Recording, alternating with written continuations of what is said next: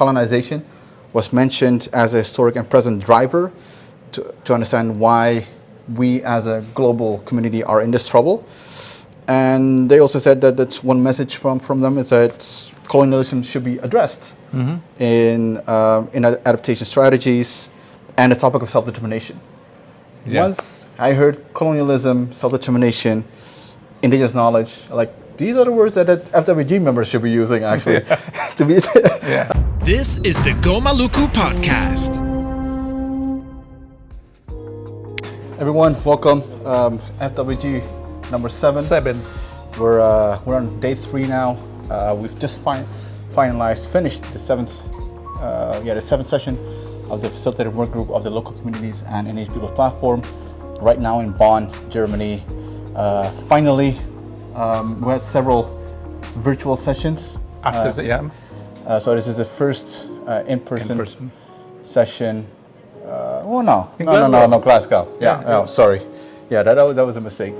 But yeah, first SUBSTA session that is in person, and yeah, good to see everyone. Let's run through the highlights. Day 1, 2, 3, maybe.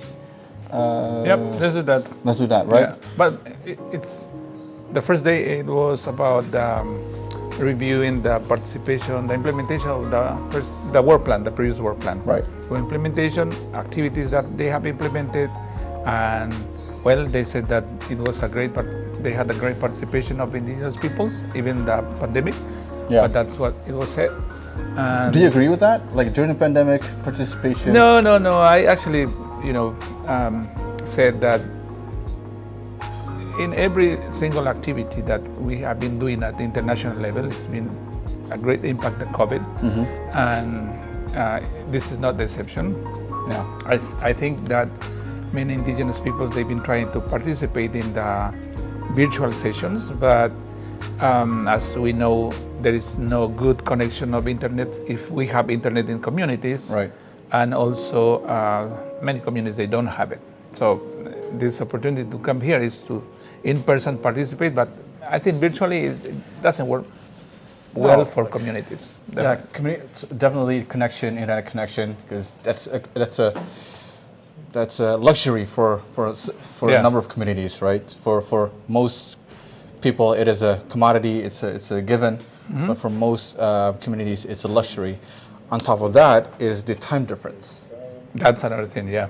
It's like having if you're in the middle of the Amazon and you need to have a Zoom meeting at 3 a.m. in the morning, like impossible, right? Exactly. It's I think that wasn't reflected in the report that they did about the implementation of the activities of the work plan, and that's an observation. According to the co-chair Ohorella, he told us that they in their internal review they actually talk about that, but in the session they didn't say anything about that. No, okay. Yeah. Well, that was the first one. Yeah. And interesting activities, as we know, knowledge exchange, virtual session. They had a meeting with the youth, I think, knowledge holders in Glasgow. Yeah. And also the curriculum into the university in Nepal. Some of the activities that they mentioned that. But the most important activity, in my view, it was the exchange of knowledge, the regional exchange of knowledge. That wasn't implemented, and it seems like they are planning to implement this in this new the work plan. Right. So that people know, the first cohort of members of the facilitator group, they just ended their tenure, and now you have a new cohort of members with a new work plan as well. And your hope is that. What is your hope for the new work plan? Is it? For me, the most important thing is the platform itself is for the knowledge exchange. Right. So the most important thing is the activity of exchanging the knowledge, and the regional exchange, in my view, is the most important space, to let the people from countries to participate, because not everybody can come here to Bonn or to the COP, and these regional events are the great opportunity that we have, and for the knowledge holders to participate. And And that's why I think that part is missing, and now they are decided to implement, and I'm hoping that this is going to give an opportunity to knowledge holders and also open opportunities at the national level to do something more, right? For instance, create these platforms in countries. I know, the platform is created in Bolivia, in Peru, and we heard that Panama is also interested to implement this. Right, yeah. So if we do this kind of exchange activities in the regions, this activity is going to help to perhaps motivate the countries to create their own platforms. That's what we want, because that's for the longer term, I believe. And should, all right, let's talk future talk a little bit. So what do you think should these platforms that are created nationally, should they inform the platform, this FWG Local Communities and Indigenous People platform? Yeah. Is that the idea? What are the lessons learned? Well, I think the most important idea is that we create or identify the institutional frameworks at the national level to have something permanent at the national level. Because here in the negotiations, the parties, they are going to make just recommendations, right, to implement something. Everything goes at the national level. And if we have a strong indigenous people's participation or knowledge holders participation in these regional gatherings, I believe that this is going to motivate the countries to create this institutional framework where we can have our own indigenous people representatives leading this process at the national level, and we can influence our national policy, and then bring here the best practices that we have in communities and share with the rest. So I believe a lot that we have to empower at the national level and then come here to influence also. So that is basically listening to you, listening to the floor at the last 3 days, but also the last couple of years is that the need for having more action on the local level, empowering the local level, yeah, because the platform is not just to have a few people having a conversation about knowledge exchange here at the international level. Yeah, this is a space we open opportunities for everyone. It's not just for I've been from the beginning, so it's not just for us. This is for people from the ground with knowledge that we want them to participate, to contribute to the climate action. That's the key thing, right? Yeah. The funny thing you mentioned was raised on the first day, so let's dive deep already into the discussions. This is not just our platform. Day one, we heard some statements made, quite strong statements have been being made up on the issue of local communities. The platform right now, as it calls, Local Communities and Indigenous People Platform, we do know that local communities have not organized themselves yet. They're not a constituency yet. But there were some strong statements made about the inclusion of local communities, and there was even a statement made that this should be an indigenous-only platform, that local communities should be removed from the whole equation. What are your thoughts about that? Well, in the caucus, we've been talking about that since, I think, 3 years ago, strongly about this topic about local communities and indigenous peoples. And I believe that we are clear that we are not going to speak in behalf of local communities. We are not going to create anything for local communities. We already have created something for them, like a space for them to participate, but we are not going to push more things for them, but we're going to focus on our things as indigenous people. That's the first thing. The second is that since there is a chance or opportunity for local communities to participate here, I see since 2 years ago that they are trying to nominate someone to be part of the facilitative working group. And it's like they are just focused on having a representation and not working on providing or bringing knowledge holders from local communities. That would be a powerful message if they come with knowledge holders from local communities saying that, well, this is our elders or knowledge holders from local communities, and we want to contribute.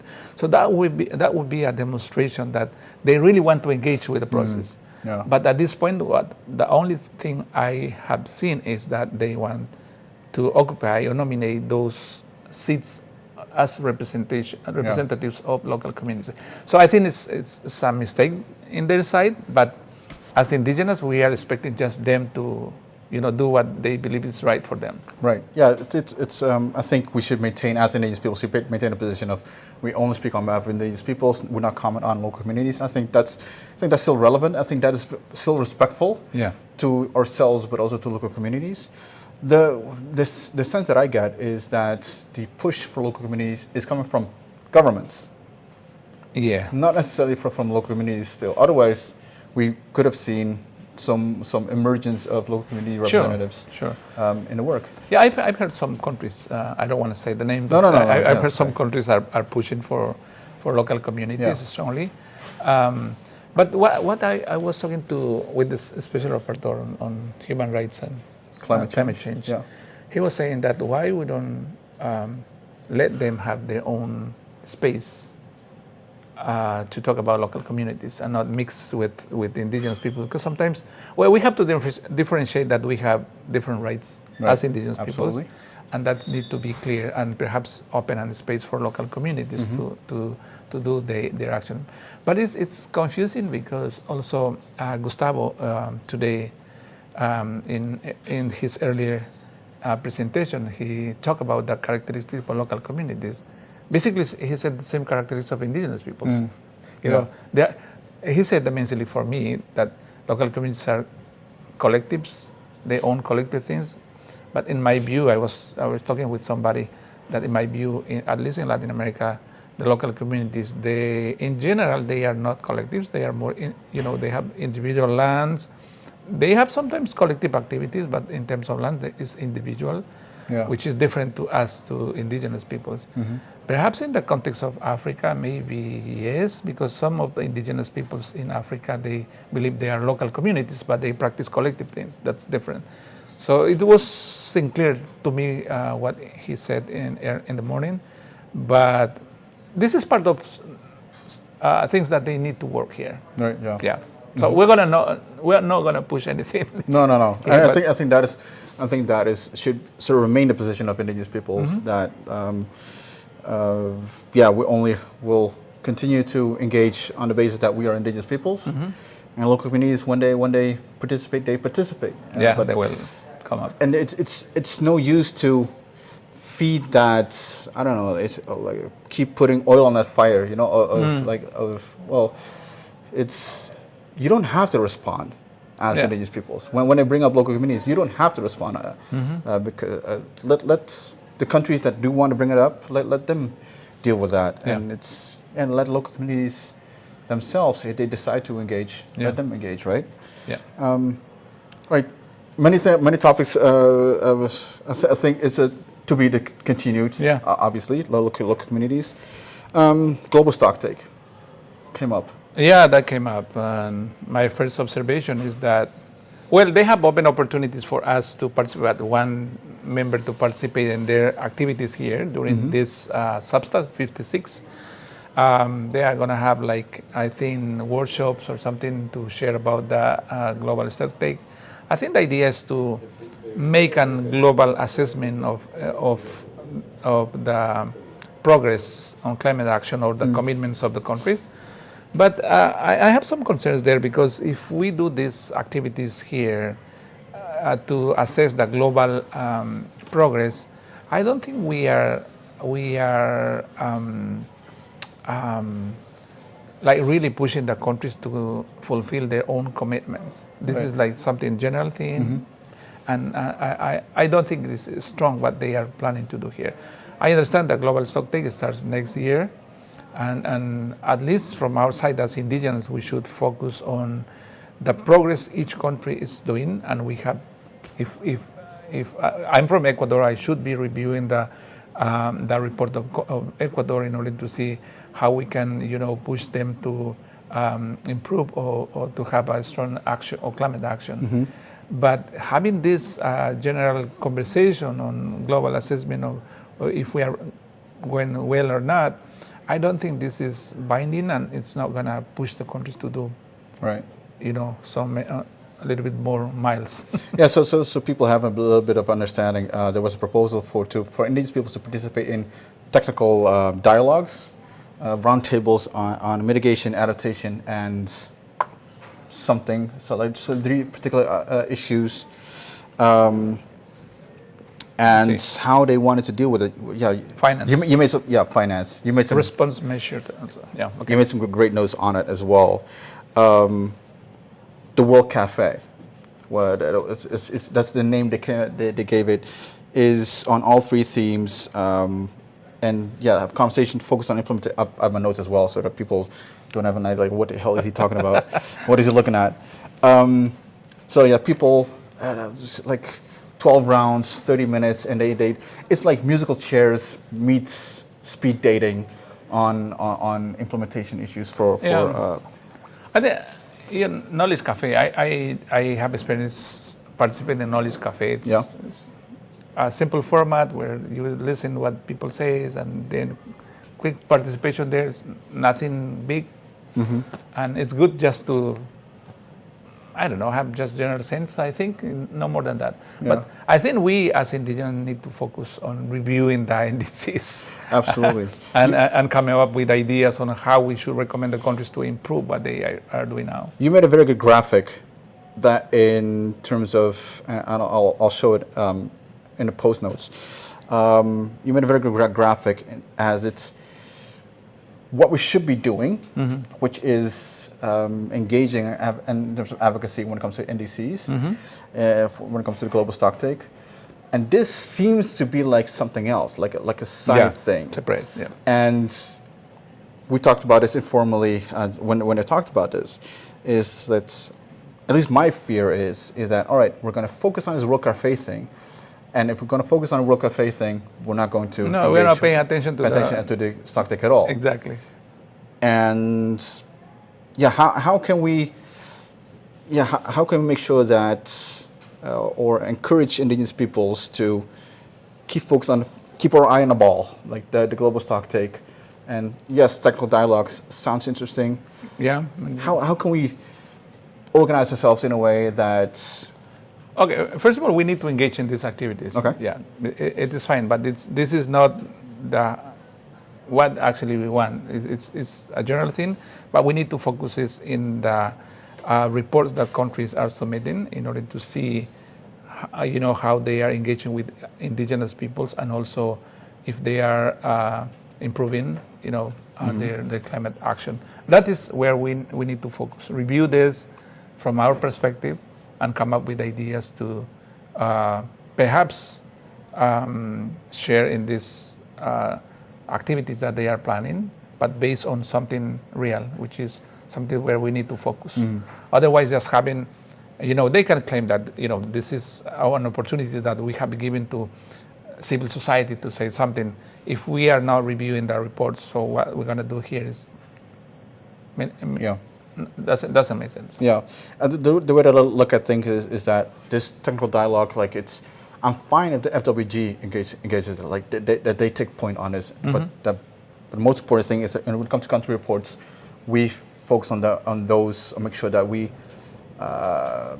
prioritize the country reports and not these technical dialogues. Because I felt, that it's like they use like best available science. Oh, that's another topic. Yeah. It's like, oh, here we go again. Like, what is best? What is available? And what is science? That conversation again. Again, they are leaving aside the knowledge of indigenous peoples. Yeah. It's been interesting that most of the agencies, they are taking the language of indigenous knowledge, not just traditional knowledge, but most of them using appropriately, indigenous knowledge, and which is great. I see it's a progress in terms of at least the language and a lot of participation of indigenous peoples in those other spaces. But I see as a progress, but also it's a matter of funding opportunities for indigenous people to participate on those spaces, because they are saying that it's open, come for this activity, this training, and government, they will nominate you to come, but that is not that easy. Yeah. And I think that is something that the facilitator working group need to work on. I think the co-chair was saying that they will take that and work on that in order to ensure our participation. Right. IPCC stopped by. IPCC. Yes. Well, virtually, obviously, the several authors or co-leads or co-authors, lead authors stopped by. 400 and what is it? 89 times. Yeah. So indigenous knowledge was mentioned 489 times in the latest reports. That's one main takeaway. The other one was that colonization was mentioned as a historic and present driver to understand why we as a global community are in this trouble. And they also said that that's one message from them is that colonialism should be addressed in adaptation strategies and the topic of self-determination. Yeah. Once I heard colonialism, self-determination, indigenous knowledge, like these are the words that FWG members should be using actually, to be and not IPCC, because stronger language. Thoughts? Well, if we talk about colonizations, the way they make the research represent the scientific methodology to do the research, which does not recognize our practices or our methodology of, researching or getting the knowledge. For instance, I was saying that we have practices where we make a dance in order to avoid hail or raining in some areas that we are not expecting. Yeah. So how you prove from the scientific methodology because you have to prove it, right? Yeah. And that doesn't work with us, and it's different. So the question I did also to them is that how you are going to recognize or include these different methodologies in order to be recognized by the IPCC, because I'm sure that they are not going to recognize this kind of practices that we do using our own methodology, because they need to do their own methodology. So they said it is open. We can submit our practices to or what we're doing to the IPCC, but I'm sure that they are going to use it based on the methodologies that I recognize. Methodologies. That's the colonization part. They are using the colonized methodologies. Yeah. Is this having listened to them, and there's a lot of good things, by the way. That definitely. Like about indigenous knowledge, what I like is that it can stand alone. It's not necessarily supplemental to science, but indigenous knowledge can very well stand alone, and science can be supplemental to indigenous knowledge. I think that was a very strong message that they sent out. That was good. Yeah. Basically, IPCC and states are actually finally catching up to what indigenous peoples have been saying all along. Begs the question, though, and if you listen to the IPCC explanation, the gaps when we talk about metrics, methodologies. Is this, I don't know, crazy idea? Maybe IPCC for indigenous peoples, like a indigenous knowledge holders kind of thing. That would be perfect. Climate action? Yeah, that would be perfect. Yeah. Is that we should start with something and something run by ourselves and contributing to global interest. Yeah. Why not? Yeah, we can do that. Because we use different methodologies, different metrics. Yeah. I think that's this topic is really key for a meaningful contribution.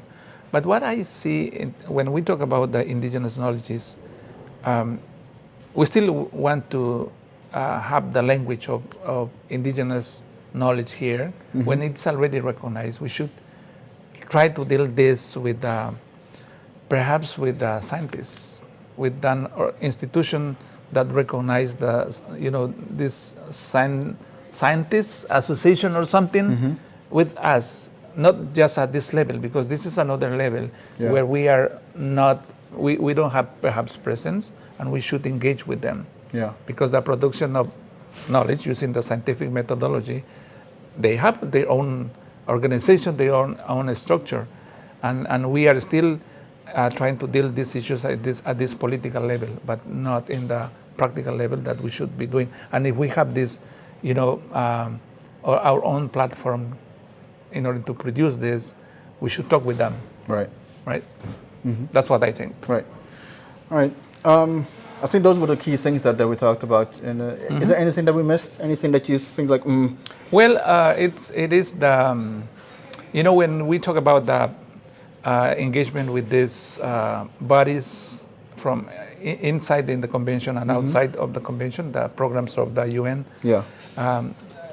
Something that caught my attention was the issue of EPIC.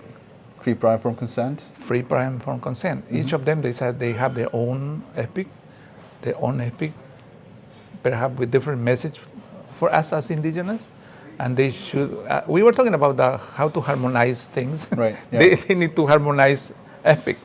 And someone from the Secretariat told me that this is a good idea. They would like to come up with something to do, to do with them, engage, the experts of the UN Declaration of the Rights of Indigenous Peoples with these agencies or programs of the UN in order to review what they have as EPIC, to harmonize what they have, which will be beneficial for us as Indians, also responding to the declaration. Absolutely. So that people know is that we had with seven from outside and at least 7 from outside, and we had quite a number of them from under the convention, and the topic was coherence with entities or bodies under and outside of the convention, and 2 things that could be harmonized. One is the funny thing is most of it in the FWG you hear about traditional knowledge. When you listen to the entities outside of the convention, you hear them talk about indigenous knowledge, or indigenous and traditional knowledge, or traditional ecological knowledge. So there needs to be coherence. When we talk about coherence, that is coherence that you need to be looking for. In addition to what you said, free, prior, informed consent, because everyone has their own interpretation or operationalization of free, prior, informed consent, which is most of the times the lowest hanging fruit. Like you pick whatever is most convenient to you, which is actually not convenient for or not in line with the rights of indigenous peoples. So is that coherence that we definitely should be looking for? I agree. I was reviewing some documents in Ecuador about the use of traditional knowledge. They call it like 13 different ways, the same thing, the traditional knowledge, ancestral knowledge, many different ways. So I was surprised that I found that in Ecuador, even one of the institutions provide one concept of this, but they are still using different concept in each institution, in each different program. So even in the country, they need to harmonize it. And I clearly understand what's going on here as well. Because each one is trying to have their own interpretation, and it's not harmonized, and we need to do that. It's important because, our colleagues from the CBD, they are still, our own colleagues, they are still using traditional knowledge. It's the language they are using at CBD, but here we're using indigenous people's knowledge and systems. And in the presentation, as you said this afternoon, they were using indigenous ecological knowledge and different way to interpret the same thing. In my view, UNESCO, they have really interesting concept around that, which includes some characteristics like, special characteristics in order to make a concept about the indigenous knowledge, which is great to use and help to harmonize here. I think this is an interesting task that we should take. So the task for FWG7, no, 8. 8 perhaps. Perhaps, who knows? Yeah, because they have already the work plan, and it does not include that. But all right, man. Let's be positive. Definitely. Something to look forward to next week? Next week we have the global stocktake participation. We're going to be participating there, and then we have 3 activities, I think, with youth, and a couple other activities, gender or women, next week. That is in relation to the platform. Yeah. But in relation to the negotiations, we have Article 6. And interestingly, the ambassador of Egypt says that, representing the president of COP27, said that agriculture is one of the key topics for them. Great. So that means they are planning to come up with a work program in there about agriculture. That's interesting. Yeah. Yeah, that called my attention because they clearly said that this, highest. You're going to track Coronivia then? Yeah, next week? I will do that. Yeah. All right. I'll focus on Article 6 and then. Well, we'll keep checking back with people and then. Sure. Appreciate it, man. Thank you so much. Thank you. Right.